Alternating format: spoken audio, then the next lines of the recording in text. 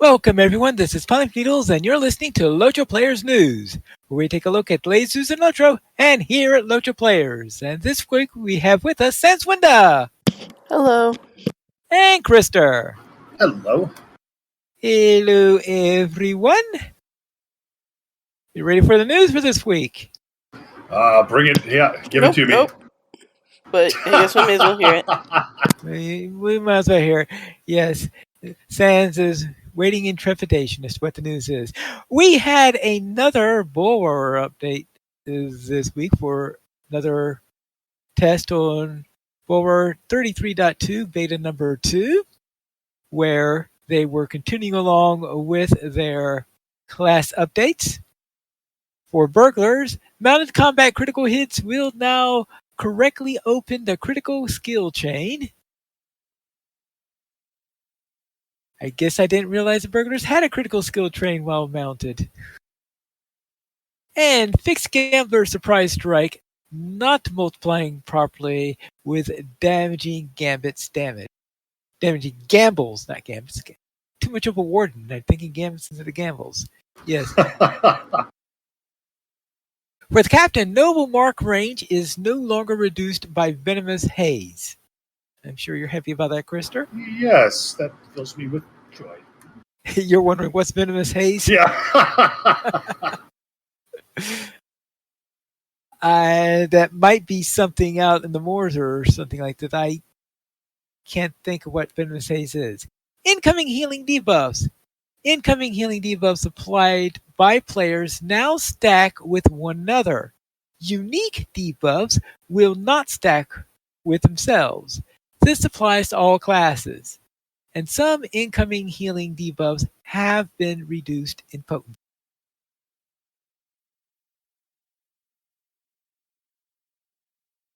And as for anthems, all anthems are now fast skills. An anthem duration bonus from the anthem duration trait halved. So from 50 seconds max to 25 seconds. Yeah, I think that might have been one of the bigger sticking points that the minis were on about. Yeah, I could just imagine. I'm sure Sans isn't happy about that one.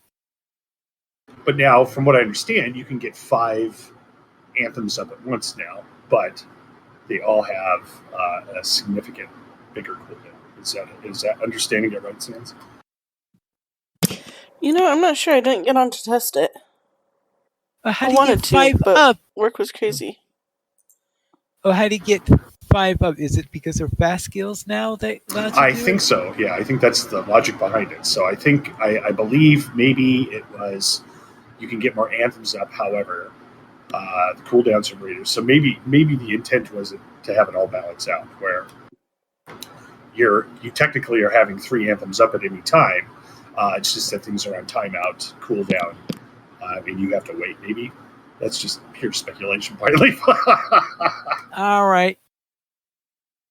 We'll need more testing on that one. I get healed by minis. I don't play minis. So. You get healed by minis. You used to get healed by minis when this goes. Oh, wait. We'll see. Oh, come on. Sans, you know very well that ploy healers heal on convenience, not actual need. So if they feel like, if they're upset at you, you're not getting healed anyway. So why am I dying so much? You ticked us off? Oh, you wanted us to actually do something. Oh, I was healing that hunter there who wasn't taking any damage. They looked a little more squishy. Yeah. Anthem of Prowess no longer gives bonus agility. Right? And in the new trait, Invigorating Anthems, extra anthem effect granted by rank 1 of Invigorating Anthems has been improved. And rank 5 of Invigorating Anthems will cause Cry of the Chorus to reset anthem cooldowns. And as for ballads, all ballads are now fast skills. Ballad buffs, which previously reduced power costs, now increase your incoming healing. This affects the perfect performance buff and the strike a chord debuff as well. Perfect ballad now heals you with a small amount when used in melody stance. Minor ballad now does slightly more damage when used in dissonant stance. And the trait Resonant Ballads, a Watcher of Resolve specialization trait, now also causes ballads to reduce the active cooldown of Cry of the Chorus.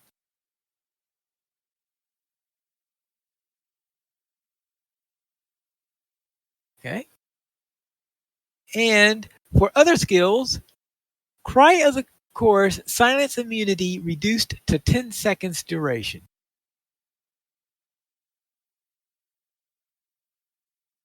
And the Cry of the Chorus cooldown is increased from, well, last time they had increased it from 60 seconds to 90 seconds. Now this time they decided to split the difference and make it 75 seconds. Now, Pine are these specific changes responses to people's uh, analysis of the changes, or are these just the changes right now without without modifying based on player feedback? I am assuming that at least some of these are based on player feedback. Okay, from that's the kind of what first I was round. thinking was they were going to You go get- back, possibly you- go back and forth with this stuff because Yeah. of the response. So Right, because I can't imagine that they would have gone from 60 seconds to 90 seconds and then dropped it down to 75 seconds unless there was some player outcry as to why it was yeah. a travesty to do so. And as for miscellaneous things, reduced baseline inductions of all induction skills by 15%. Song of the Hammerhand and Gift of the Hammerhand bubbles were erroneously reduced to a starting value of 10% of your max morale. This has been fixed. Okay, so that was. So apparently they are fixing it. The first round of beta had wrong Hammerhand bubbles. I'm sure a lot of people complained about that. So they quickly learned that. Oops. Yes. Melody of Battle Reflect potency increased. Change of pace trait display has been fixed. It was erroneously displaying as though it was granted the heal version of the effect.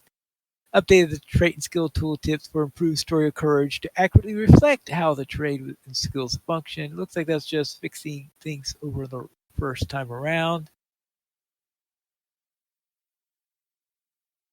Bloodlust now correctly grants a stronger critical chance buff for each additional effect on the cleanse.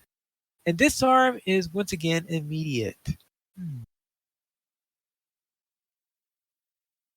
As okay, I was all those things. No wonder I was reading the Orc Reaver stuff.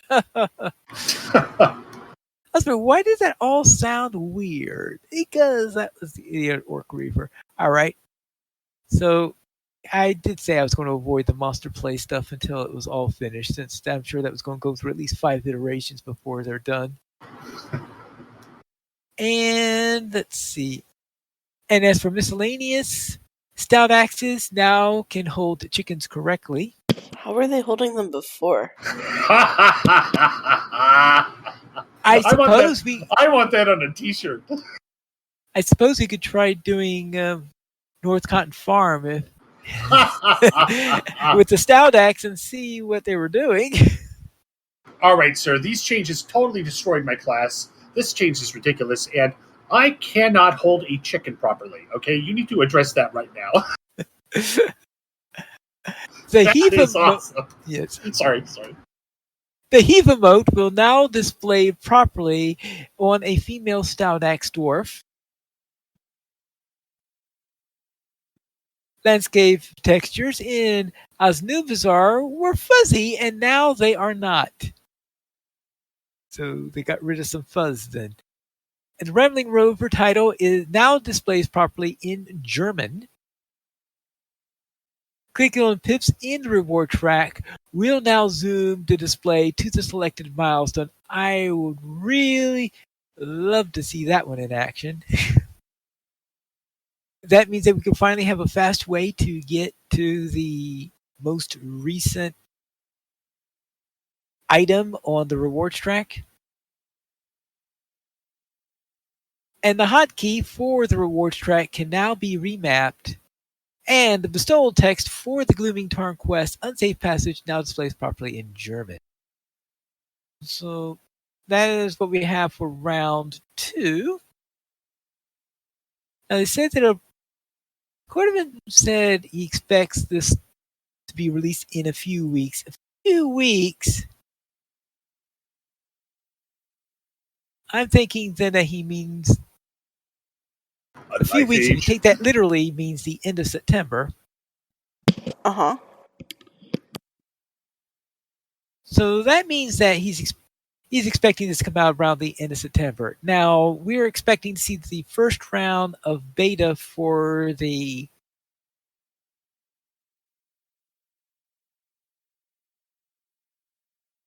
expansion. We expect that also to be coming out around the end of September. So it sounds like that our October 1st episode is going to be real busy. If we take that literally.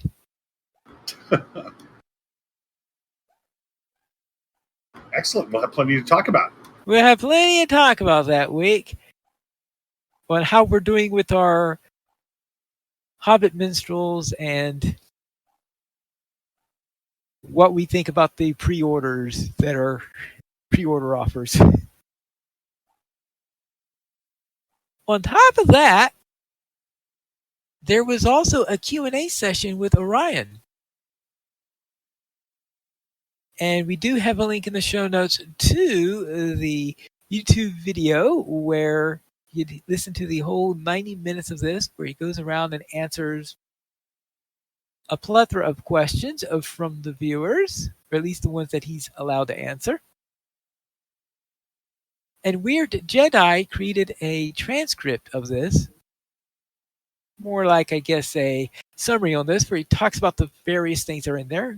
There was a discussion of lag, a discussion of classes, discussions of things that they were looking at, a discussion of things which they have no plans to work with, a list of things that they're doing concerning Monster Play, about the 5 steps that are involved with their updates to Monster Play, and some things about the delving system, where the delving system says is that system will adjust for up to 10 difficulty levels, that you can opt in yourself to get gear that will be about comparable to Tier 3 raid.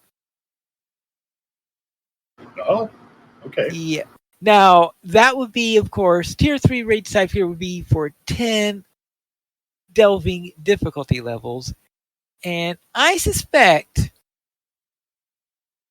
that that's going to be real tough. Yeah. And that's going to be. I'm trying to think about how many delving levels I'll be able to get my best character through. I'm guessing right now about 3. Maybe 4. But I have a feeling 10, you'd have to be one of those players that could solo anything with a frying pan, one of those types of players. But I don't think they'll be able to do a 10 difficulty delving with that. And what this is doing is that you'll go into a mission, and that there'll be an NPC there that you could talk to, and then you could tell the NPC. I think you talk to an NPC in there, and you tell the NPC what level of delving you want. So if you don't want a delving, then don't bother talking to the NPC.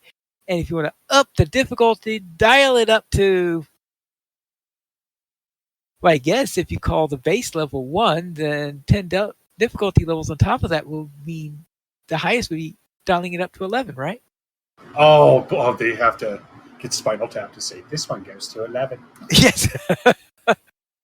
Now, in many ways, this reminds me of the Reaper system that they have in DDO. Because the Reaper system is a way to make a dungeon much deadlier than it is.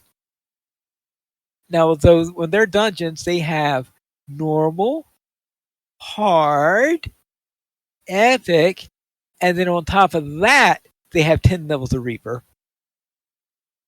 So I guess no, because you don't have tiers in missions, but I guess this could add some tiers in some other ways. But anyway, this is only going to apply for now to missions.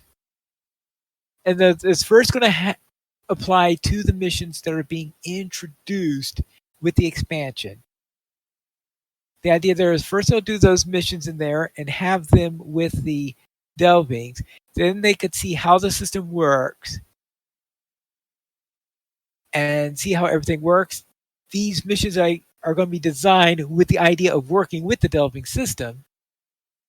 Then the next step they're going to have, assuming everything works on that, is that they're going to add them to other missions and go back to the other missions and update them to support the delving system. And once they have all the missions working under the delving system, then they're going to look into other types of instances. For example, one of them that they're already thinking of is the school and the library.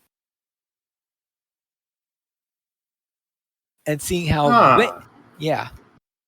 Because I can remember a long time ago we used to do those runs religiously, and it'd be interesting to jack that thing all the way up and try to run. Because I remember the tactic in which one was it now? It's school, where you have to run, where you basically grab all the mobs out of the boss room and then run around while everybody kills the boss, and then that'll be really interesting to do when everything that's chasing you is either a dragon or a Balrog, you know.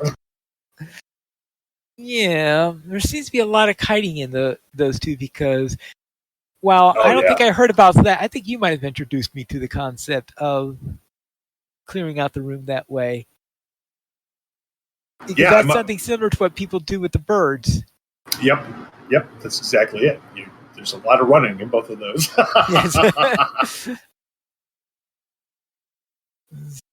Yes. So that would be the first one in there. And they got the name of it because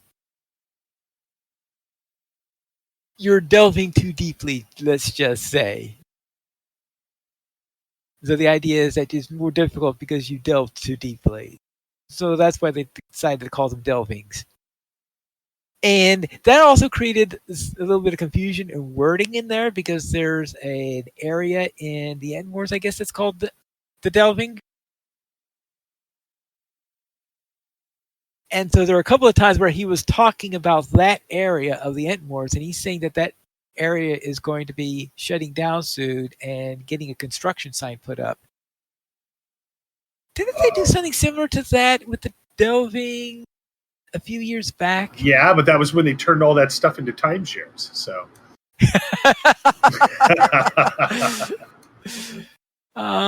turning the delvings into timeshares. That could explain a great deal about that place.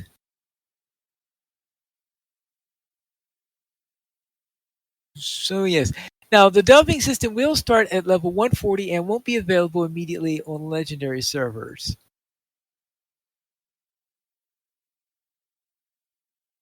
I guess that's because adding extra difficulty levels for raid gear and all that stuff doesn't make sense below level cap. And I guess that's also to avoid people abusing it by, yes, I'm going to enter in at my level, and then suddenly you bring in with you a higher level character after you set the level of the instance and then really get through this. So I can understand why they want it to be wouldn't be held on only at level cap so that no one does any sort of abuse like that. And now the mini expansion, they say, has some second age material and will be out before the end of the year, but they do not yet have any hard date. And they do expect there to be more rewards and incentives coming for skirmishing when with the release of the new skirmish in there. And Orion says that he seems to be personally building 20 or 30 missions for this particular one, and that there are other people who are also making missions in there. So yes, there will be quite a number of missions that are going to be in this new area. And that's, remember, what I was reading that from, of course, is Weird Jedi's transcript that he wrote from Orion's system in there. And Weird Jedi does give the minute marks for each of the things that he says into there, so that if you wanted to listen to his exact words that were given by Orion, you can go to that minute mark and hear exactly what's said, or what is said there. So thank you, Weird Jedi, for that update. One of the things that stuck out to me in this, though, Yeah. was that they said the changes are pretty much set in stone for the minstrel, which I kind of guessed. And they said they're ensuring every single class in the game has a viable role for instances and raid for end game. And I think this tracks with their minstrel changes. But I would like to point out that minstrels only wear light armor, and hunters get a trap to keep mobs at arm's length at level 3. Lore masters get a bear to keep mobs at past arm's length, way far away, at level 1. And by level 8, even runekeepers can stun things and make sure they can't touch them. So, I hope they think about beginning game minstrels too, please. I don't like mobs hitting me over the head on my mini minstrels. Thanks. That was all. This was a public service announcement by the Minstrels Guild. Yes, prepare to kite until they catch up with this slip of I don't know what. Minstrels against damage.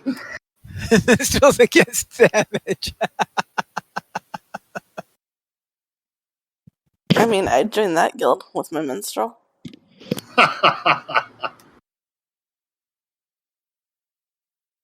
Let's head into the store sales for this week. Krister, what's on sale this week? Well, this is... Oh, hold on. I decided to inflict upon myself a system error. Hold on a sec. A system error? There we go. Now I've reset. So this is your final week to get double bonus points, which means I better probably get my points.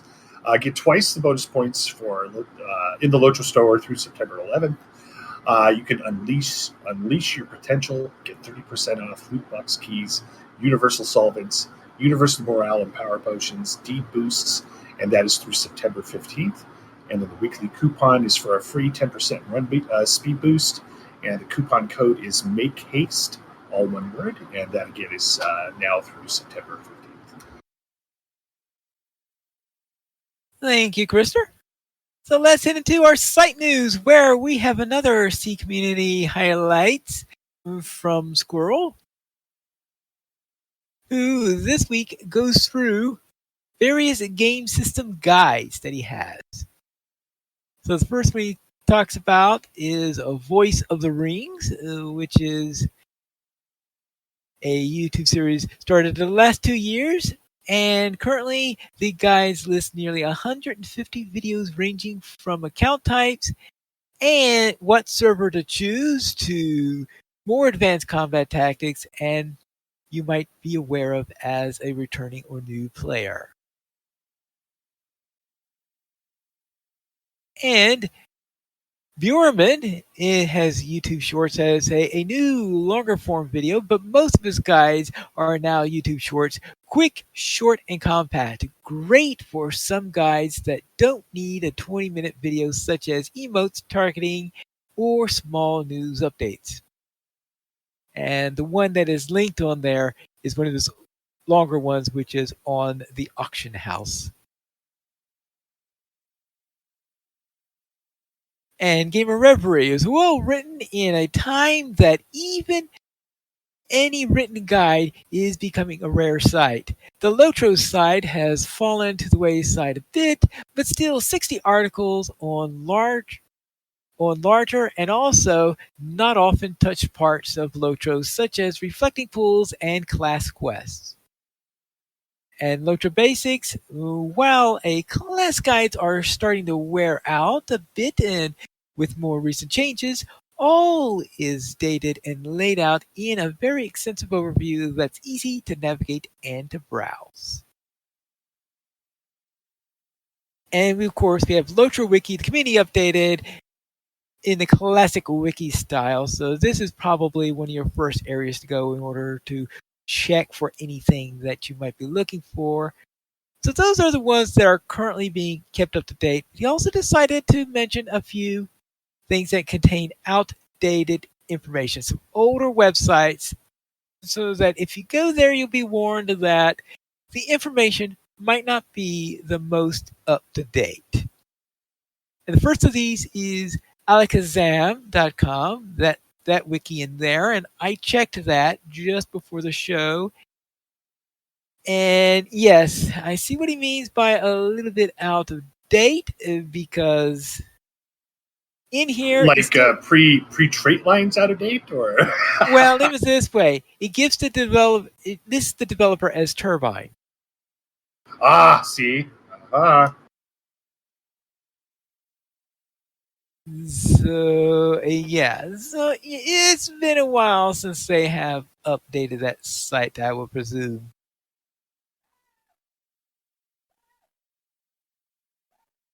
Then another one that he talks about, because I do remember Alakazam.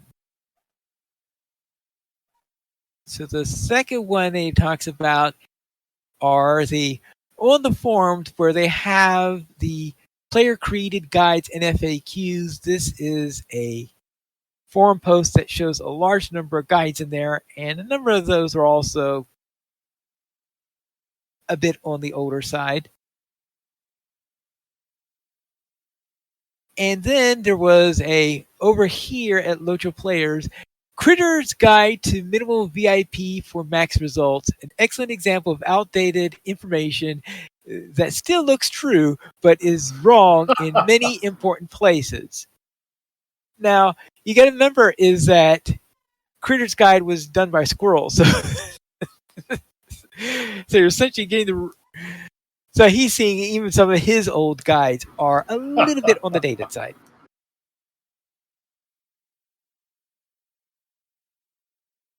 So yes, that's the thing about the internet. You post something there, it stays there for a very, very long time. And that's it for our site news. So let us go into our week in gaming. And Krister, how did you do against that dragon? Did you kill it tier 2 yet? well, no, Oh. but we get ever closer. So last night was a really nice night for the fact that we actually got a full raid together without having to pug anybody. So that was great. Although the people that we have been pugging haven't been bad at all. But last night was by far what it was a demonstration of is that everybody who has been coming on a regular basis, which is at least probably 9 out of the 12, knows what they're doing now, knows the tactics for the boss 1 and boss 2 fights. And what was just great was last night we didn't lose anybody up to getting to boss 1. Nobody got knocked off platforms or died, and everything just went smooth as butter. We had a couple times where polls went awry, but we easily and it was almost effortless recoveries for each one of those. So what was great about last night was everything smelled wonderful, felt consistent, smooth. Everybody felt like they knew what they were doing. And so boss 2, which is still our major roadblock, like at this point. We faced the boss to the chandelier phase. That was the first time we've done that. And if things did, it's just what's so frustrating about it is at that level and beyond, the mistakes, you can't afford to have a few mistakes happen. You have to, if a mistake happens, you have to be able to recover from it. And it's just very easy for it to get out of control. So, unfortunately for us, after a spectacular battle, we blew it pretty much right at the end. We basically had, from what we understand, you hit them with a chandelier, and then everybody hits their big skills, attacks them, and then it should just be a matter of 2 chandeliers at most. Well, we had 3 chandeliers. We died on the 3rd chandelier, so we were right there. So very excited about what happened. I think everybody was really excited about the outcome last night, because even though we were defeated yet again, this felt like it was in our grasp. So it's going to be really, the night that we finish it, it's just going to be spectacular. So I believe that might be next week, in fact. So we'll have to see. Okay. Now, these chandeliers that you keep on talking about, this is something that's added for Tier 2? It is, specifically, yeah, okay. Yes. All right, because I didn't remember any chandeliers at any time I they were a surprise to us too when we first heard of them. But basically you get him down, I want to say it's below 30%, and then the chandeliers activate. You basically got to pull him underneath it. The DPS, range DPS, hits the chandelier. When it dies, that's when you can hit him and do a lot of damage. When the chandelier dies. Well, I heard it scream. No, but so it was awesome to feel it, to feel the synergy, I guess, to feel the cohesiveness of the group last night was very evident. So it was really cool, a lot of fun. Calabathian was there as well. So I think having a lumberjack present did help immensely. So that was great. She's up there felling the chandeliers. Yeah, well, she kind of stood back for that. Okay. But yeah, so last night went really well. Overall, very happy with how it went, and I think everybody's looking forward to our next attempt. And then really this week was just about me. I'm kind of stuck in creative tsunami right now, and I've been pumping out a bunch of artwork because I figured some stuff out. And I posted a couple shots in our live channel of things I've been working on. But I will be producing more annoying artwork, I'm sure, and getting back into my advertising. So Balrog Bites, Foot Coats, we might see a whole slew of adverts coming out here soon. So just prepare you guys. And then the other one I did was I checked out another game that I hadn't checked out in a while called Teardown. And Teardown it's more like a demonstration of a really impressive physics engine, where the destruction is realistic, where you can hit the foundations of a house and blow it up, and that house will collapse, and things will explode, and debris will fly. And it's strangely addicting, but it's if it's the future of kind of voxel, like a ray trace RTS games, it's going to be awesome. So was having fun with that. Been in creative mode, had a hard week at work, but a good week overall. And Sans, what about you?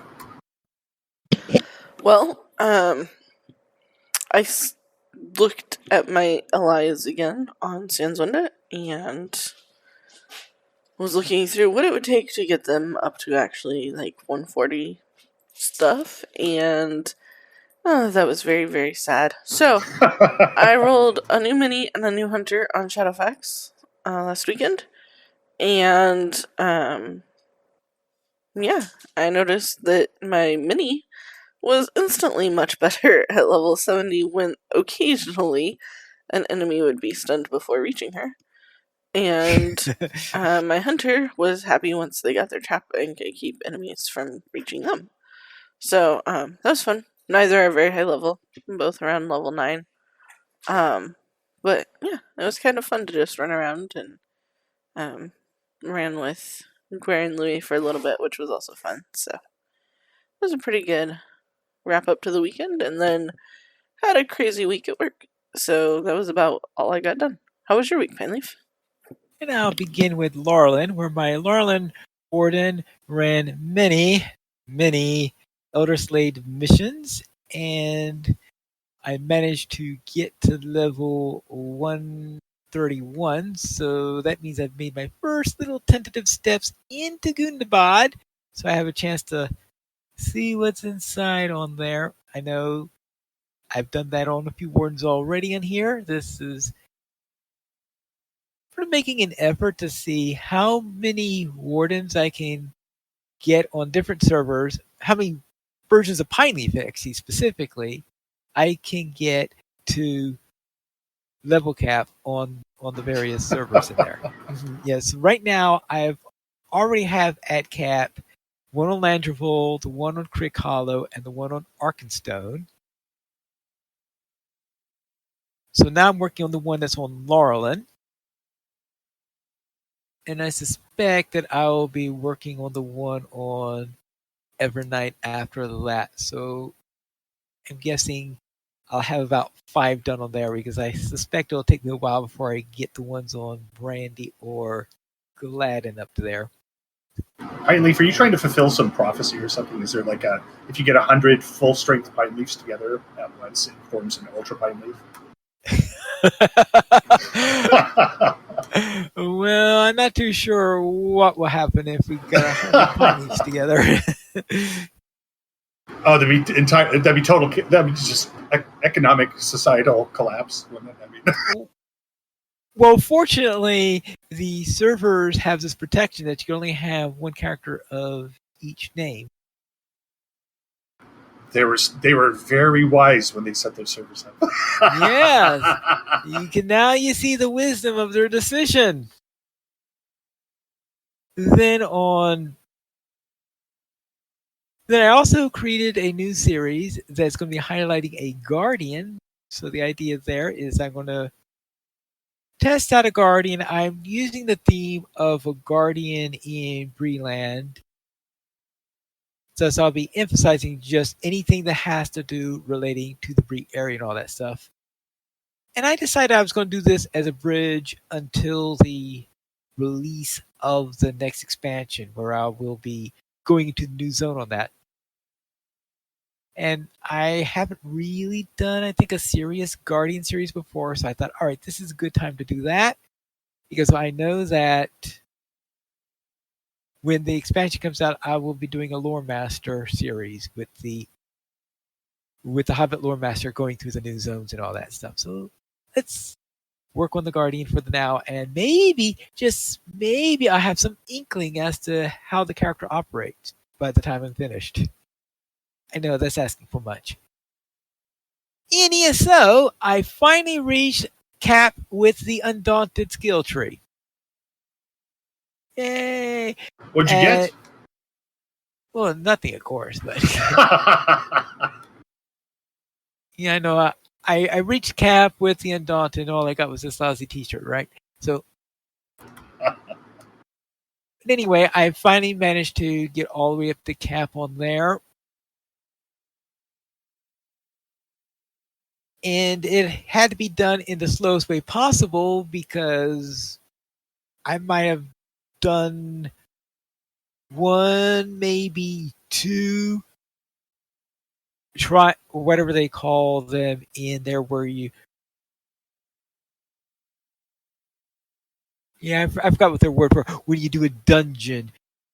So I think I might have at most twice have done dungeons on those things, because all the rest of it was all done using delving. So you could just imagine how many days since doing it only through delvings means that's 10 points a day, 10 points a day, 10 points a day, 10 points a day, 10 points a day. So yes, that was a very, very slow process, and finally completed. And that concludes my week in gaming. We currently have 16 referrals on Patreon. If you'd like to join this illustrious rate of players and help support LOTRO players, you can go to the donations page to support the players alas on Patreon. Your money will be used for our podcast hosting, website hosting, and to pay for our live shows. We do not have any emails this week, but if you like since one, you can send it to podcast at LOTROplayers.com. You can also follow us on Twitter, the Players Alliance at Players Ally, LOTRO Players at LOTRO Players, Arendis at Arendis, Pineleaf at Pineleaf Neil, Senswinda at Senswinda, Terry Edwin at Terry Edwin, Guarendis at Guarendis, Calabathian at Calabathian, and Krister at Entropy Engine 1. The Players Alliance has two shows. On Saturdays at 8:30 p.m. U.S. Eastern Time, we have LOTRO Players News, and on Wednesdays at 7 p.m. U.S. Eastern Time, or when Drac is available, we have DDO Players News. You can join us for our shows at LOTROplayers.com/live. And that's all for tonight. And this is Polypheedles reminding you to skirmish responsibly.